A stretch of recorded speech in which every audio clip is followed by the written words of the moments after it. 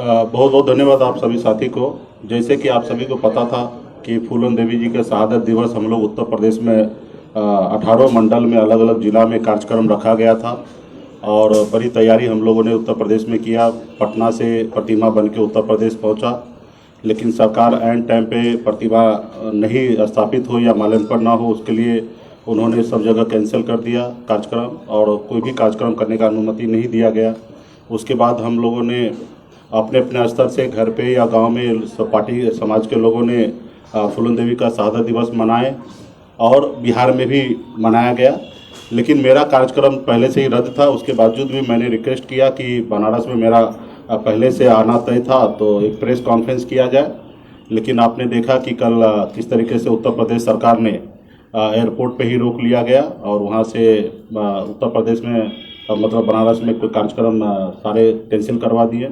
तो कहीं ना कहीं वहाँ पे हमें जो देखने के लिए मिला कि माननीय योगी जी जो उत्तर प्रदेश के मुख्यमंत्री जी हैं, वो कहीं ना कहीं माननीय प्रधानमंत्री जी के बात पे और उनके बोलने पे विश्वास नहीं करते हैं।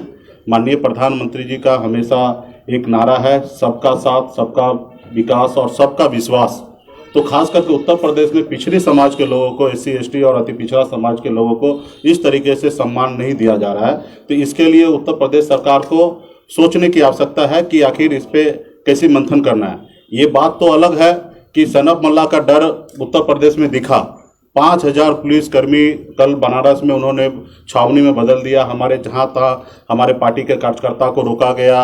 उसके बाद जितने भी हमारे पार्टी के पदाधिकारी था उनको होटल में भी नज़रबंद रखा गया। तो ये सारे चीज़ तो दिख रहा है कि VIP पार्टी का असर और ताकत वहाँ पे दिख रहा है और ये डर अच्छा है। लेकिन उसके बावजूद भी उत्तर प्रदेश के मुख्यमंत्री वो है, लेकिन भारत हमारा है और जब भारत हमारा है तो हमारा अधिकार है कि कोई भी प्रदेश में कहीं राज्य में हम जाके अपनी बात को रख सके और उसमें कहीं ना कहीं वो जिस तरीके से रोके वो उचित नहीं है। तो लेकिन ठीक है, उनकी प्रदेश है। तो हम लोगों ने आने वाले समय में उत्तर प्रदेश में 165 सीट पे चुनाव लड़ेंगे, मजबूती से हम अपनी सरकार बनाएंगे और जब आने वाले समय में सिर्फ 18 मंडल नहीं 75 जिला में फूलन देवी जी का प्रतिमा लगे, ऐसे हम लोग आने वाले समय में काम करेंगे। आज जैसे हमने बिहार में अपनी सरकार बनाया है और हमारी सरकार रहने के बाद आज बिहार में NDA की सरकार है और बिहार में भी कार्यक्रम हुआ, बेगूसराय में, दरभंगा में, मुजफ्फरपुर में। तो बिहार में प्रतिमा भी लगा और माल्यार्पण भी हुआ। कहीं पे कोई किंतु परंतु नहीं, इशू नहीं हुआ, क्योंकि ये बिहार में NDA की सरकार है, VIP पार्टी की सरकार है और हम लोगों ने शांतिपूर्ण यहाँ पे कार्यक्रम किया और इसी कार्यक्रम को आने वाले समय में भी हम लोग करेंगे।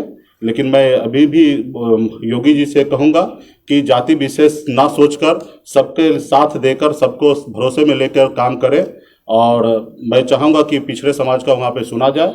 सरकार क्योंकि हम बिहार में NDA के साथ है, हमारे बिहार में ही सिर्फ संबंध है, बिहार से बाहर हमारी संबंध नहीं है। हमारी सोच है कि बिहार में, झारखंड में, उत्तर प्रदेश में, उड़ीसा में, बंगाल के कुछ हिस्से में पार्टी को मजबूत करेंगे ताकि 2024 में हम 2024 में ज़्यादा से ज़्यादा सांसद पहुंचाएंगे। और हमारी जो मुख्य मांग है निषाद समाज को आरक्षण लागू करवाना। आरक्षण तो पहले से मिल रहा है लेकिन लागू नहीं है कुछ प्रदेशों में, जैसे दिल्ली में या बंगाल में आरक्षण लागू है लेकिन बिहार में, झारखंड में, उत्तर प्रदेश में नहीं लागू है।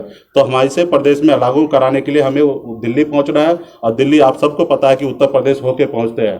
तो हम लोग उत्तर प्रदेश में मजबूती से 2022 में चुनाव लड़कर और उत्तर प्रदेश दिल्ली पहुंचेंगे और हम अपने समाज का जो आरक्षण की बात है वो पूरा हम लोग करेंगे। तो इसके लिए और मैं योगी सरकार को कहना चाहूँगा कि भविष्य में ध्यान रखें, इस तरीके से किसी प्रदेश के नेता को, मंत्री को इस तरीके से कस्टडी में ले लेना ये मुझे लगता है कि सही नहीं है। अगर ऐसा ही रहा तो एक दो नहीं सैकड़ों हम बिहार राज्य में भी दूसरे प्रदेश से नेता को आने से मना कर सकते हैं। लेकिन हम बिहार प्रदेश में माननीय मुख्यमंत्री जी के नेतृत्व में सरकार चल रहा है और मैं नहीं चाहूँगा कि इस तरीके से किसी भी नेता को बिहार प्रदेश में अपमानित हो या उसको हम लोग रोक ले। तो ये कहीं ना कहीं अच्छा नहीं है। तो ऐसा अगर हो तो फिर तो पूरे भारत में एक दूसरे को नेता को रोका जाएगा, तो ये सही नहीं है, ये परंपरा सही नहीं है। योगी जी को इस पर विचार करें। अब बगैर कोई कारण का और एक व्यक्ति को से डर से अगर इस तरीके से आपका लॉ एंड ऑर्डर बिगड़ सकता है तो फिर आप कैसे सरकार चला रहे हैं? फिर तो आपको सोचना है, आपको विचार करना कि आपको इतने बड़े प्रदेश का मुखिया आप कैसे बने हैं।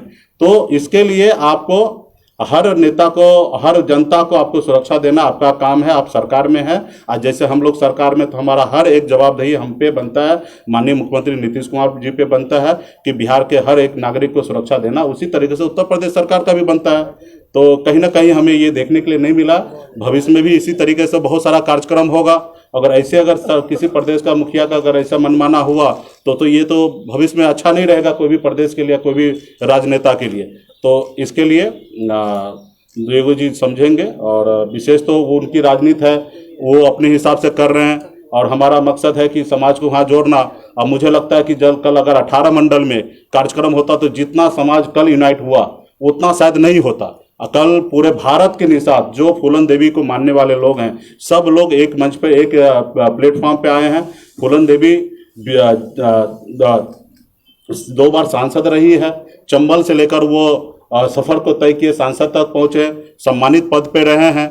उसके बाद उनका हमेशा विचार रहा, सपना रहा कि पूरे भारत के निसाथ को एक करे। आज उन्हीं के बताए हुए रास्ते पे हम लोग चल रहे हैं। मैं तो मानता हूं कि फूलन देवी अभी भी जिंदा है। आज उनके बताए हुए रास्ते पे, उनके विचार पे आज हम लोग काम कर रहे हैं और समाज को जोड़ रहे हैं। आज फूलन देवी जिंदा रहती, हम लोगों के बीच में रहती, तो शायद आज ये दिन नहीं रहता, आज निसाथ समाज बहुत आगे निकलता। लेकिन उनके बताए हुए रास्ते पे हम लोग आने वाले समय में काम करेंगे, और उत्तर प्रदेश में वीरांगना फूलन देवी का सम्मान हमेशा बना रहे, बिहार में भी बनाएंगे, और पूरे प्रदेश में हम लोग कार्यक्रम करेंगे। धन्यवाद। चुनाव के वक्त क्यों याद आया आपको?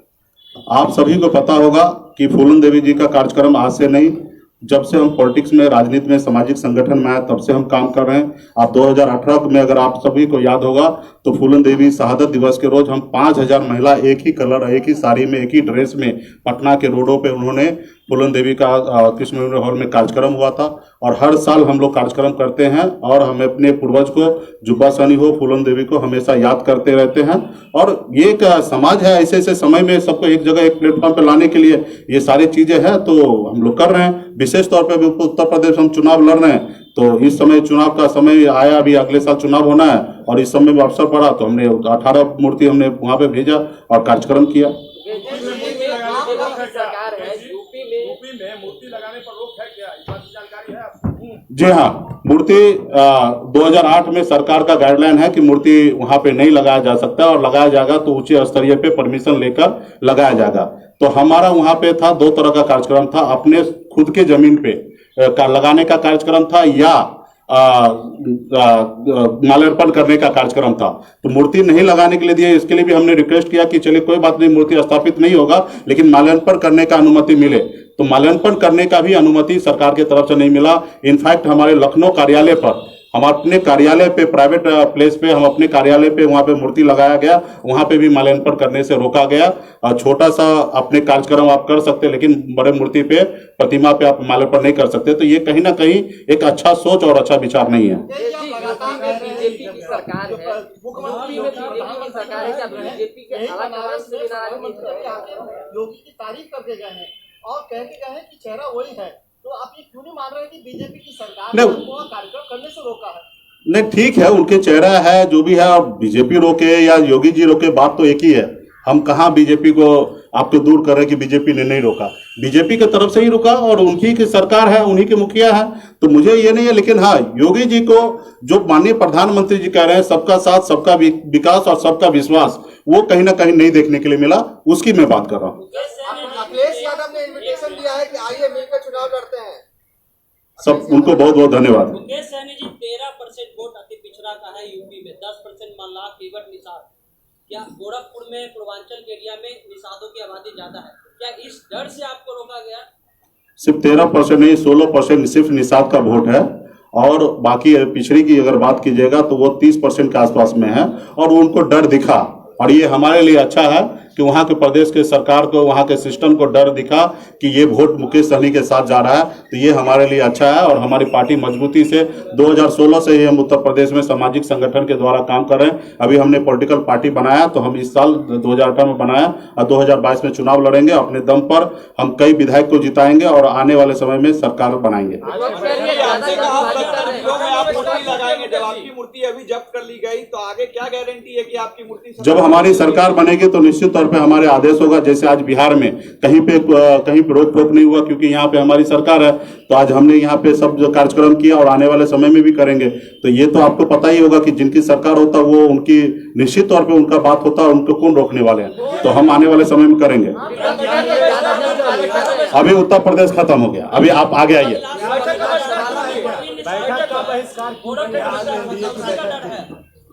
देखिए, बिहार में आप सभी को पता है कि माननीय मुख्यमंत्री नीतीश कुमार जी के नेतृत्व में बिहार में सरकार हमारी चल रही है और हमारी बिहार सरकार के मुखिया नीतीश कुमार जी हैं।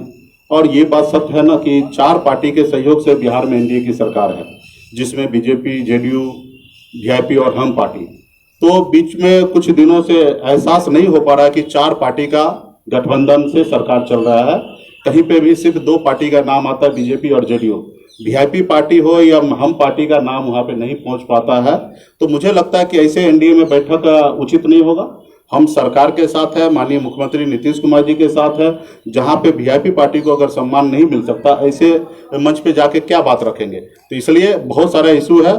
इसके लिए हम सब बैठकर अगर एनडीए अगर चाहेंगे, एनडीए के सभी नेता, तो बैठकर इस पे मंथन किया जाएगा कि कहाँ चूक हो रहा, कहाँ समस्या है। ये घर की बात है, घर में हम लोग सलटाएंगे।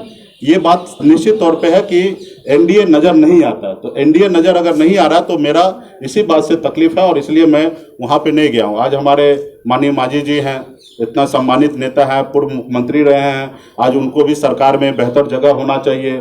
आज हम लोगों के सहयोग से बिहार में सरकार चल रहे हैं। तो ये सब चीज़ को कहीं ना कहीं एनडीए के प्लेटफॉर्म हो जहाँ पे ये सब बात को रखा जाए और सारा चीज़ देखा जाए कि कहाँ पे लॉ एंड ऑर्डर में क्या सही है, कहाँ नहीं है, कहाँ बाढ़ में क्या समस्या नहीं है। जब इस पे बैठ के हम लोग मंथन करेंगे तो बहुत सारा चीज़ निकलेगा।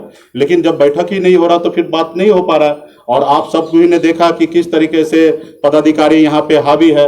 हमारे माननीय सम्मानित मंत्री ने कहा कि चपरासी तक बात नहीं मान रहे। तो आखिर ऐसे कौन पदाधिकारी है, कौन ऐसे चपरासी है कि वो बात नहीं मान रहे। तो ऐसे भी जगह पे बात करने की आवश्यकता है। और बिहार के जनता ने हमें चुना है, हमारी सरकार को बनाया है, माननीय नीतीश जी को मुखिया बनाया है। तो आज हम लोगों का एक मकसद है कि बिहार के जनता को लिए काम करें, युवा के लिए काम करें। हम लोगों ने लक्ष्य रखा है कि 5 साल में 19 लाख युवा को रोजगार देना। तो 19 लाख लोगों युवा को रोजगार देना तो कैसे होगा? उसके लिए तो प्लानिंग करने की आवश्यकता है, सबको एक टीम वर्क बन के काम करने की आवश्यकता है। सिर्फ हम पॉलिसी बनाने से नहीं होगा। तो इसके लिए बहुत सारा चीजें हैं और मुझे लगता नहीं कि सब बात इस प्लेटफॉर्म पे रखने की बात है। रहा कि हम लोग आने वाले समय में नहीं, इस्तीफा क्या देना है, इस्तीफा किसको देना है? ये सरकार हमारी है।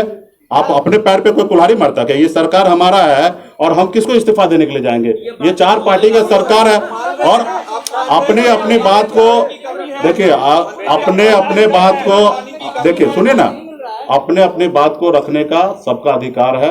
आज हम अपनी बात को हमने रखा है। हमारे एनडीए घटक दल में सबको समझेंगे, बात करेंगे कि ये बात सही है कि एनडीए नजर नहीं आ रहा 4 पार्टी का। तो आने वाले समय में 4 पार्टी का एनडीए दिखे, इसके लिए हमारे सभी साथी को सोचने की आवश्यकता है। सरकार हमारे मुख्यमंत्री जी के नेतृत्व में बहुत अच्छा चल रहा है। कह सकते हैं हम लोग एक दूसरे को मिलना जुलना एनडीए के सभी नेता से अच्छा है। लेकिन कुछ चीजें ऐसे हैं कि जो जब तक हम लोग हर हफ्ता 15 दिन में नहीं बैठेंगे, 1 महीने में, तब तक ये चीज सॉल्व नहीं होगा। तो इसके लिए भी एक ऐसा प्लेटफॉर्म हो जहाँ पे सब आदमी बैठ के अपने बात को रखे। तो ये इसके लेके हमें थोड़ा सा एहसास हुआ कि एनडीए नहीं दिख रहा, इसलिए हम एनडीए के बैठक में नहीं गए। बाकी हम लोग एनडीए के साथ हैं, सरकार में है, सरकार मजबूती से चलेगी।